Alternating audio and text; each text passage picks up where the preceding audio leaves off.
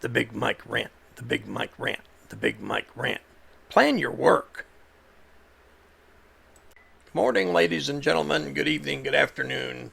Wake up, your nap time's over. It's time to think about being serious. Listen, in this video, I'm going to talk about I'm going to say the word work, because it's an easy way to describe output. And what I mean by that is whatever you're trying to accomplish. It doesn't matter to me when we're talking about this, whether you're a 10-year-old kid that's got homework to do, or you're a 30-year-old guy that's got to go to work and has to figure out how to run errands before work and get something done after work and work at work. Work is nothing more than trying to get something accomplished, or being told to accomplish something and then getting it done. So anyway, what I want to talk to you about today is there is several elements to this called, it's a very simple process, but you have to write it down. So I suggest pausing the video and going to get a piece of paper if you want to learn something. Okay, so if you got a piece of paper, if you pause the video and you want to learn something, pay attention. So here's what you have to do. The concept is called plan your work and then work your plan. And it's not that hard. You get a notebook, piece of notebook paper, or a notebook, whatever you use, and you write down in that notebook what it is that you're trying to accomplish that day.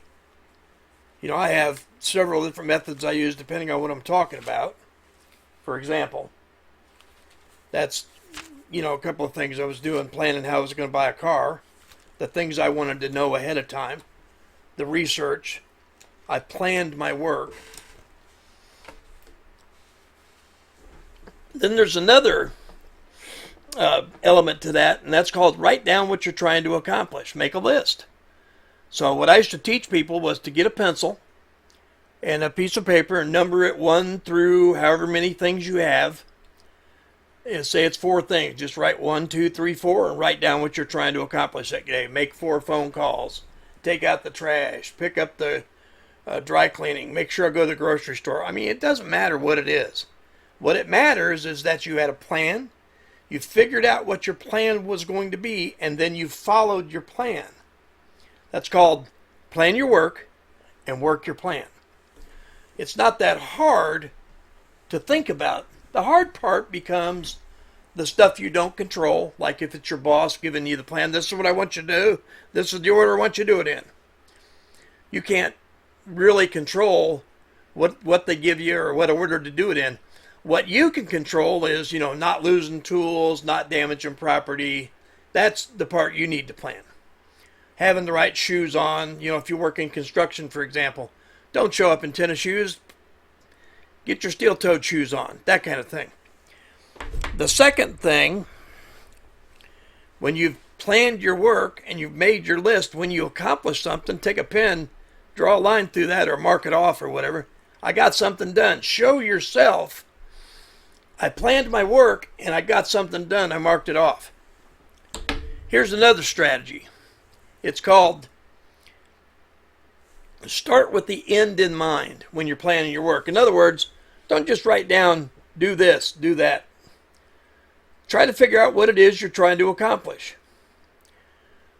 It can be complicated and it can take forever. It could be a multi-day project. It could be something very simple. Maybe you're trying to mop the floor. Maybe you have to feed the dogs.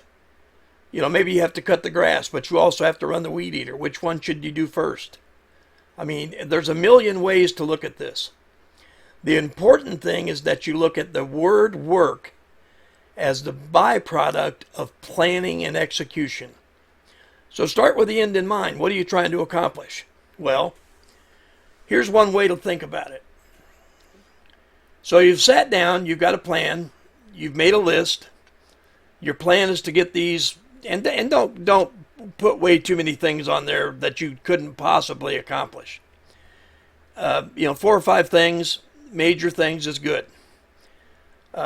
But you made a list of things you can reasonably accomplish. If you feel like that didn't stretch you, well, the next day put a couple more things on there. Use a pen to mark off what you do accomplish so you can visually just look at your list and say, okay, I still got 2, 3 things to go. You started with the end in mind, and that means you just tried to figure out what it is I'm trying to accomplish. When I get done, I want this to look like that. That's what I'm trying to do. Have an idea of what your plan is trying to accomplish. And then the third thing is learn this acronym. It's called GAME. And what I mean when I say GAME, it's G-A-M-E. George, Adam, whatever M is, and extra. Michael, Big Mike Rant. So first, gather information. If somebody tells you to go draw up the plans for the way that we're going to paint this wall, well, first you ought to, I hope you know how to paint. So maybe you need to have a plan on gathering information. Do we have all the paint we need? Do we have all the tools we need? Analyze the information. So G, gather the information. A, analyze it. So what do you mean by analyze it? Well, if it says that you're going to paint the wall and you have no roller covers, what should you do? You either have to go get some or go find the boss and say, hey, I can get started painting as soon as you get me some roller covers. Whatever it is, the process, whatever you're trying to accomplish. The exact idea of what it is irrelevant. Anyway, then M, make a plan. So make a plan. Plan your work, work your plan. And E, G-A-M-E, get started and execute the plan. Don't let the paralysis of analysis or the analysis of paralysis, I don't know, however it goes. Don't let yourself get stuck behind that slow-moving car and you never get anything accomplished. Anyway, so there's 3 big things for you today. Plan your work, work your plan, use the game theory, and start with the end in mind. I'll talk to you later. Big Mike, Boomer Talks, when we're done.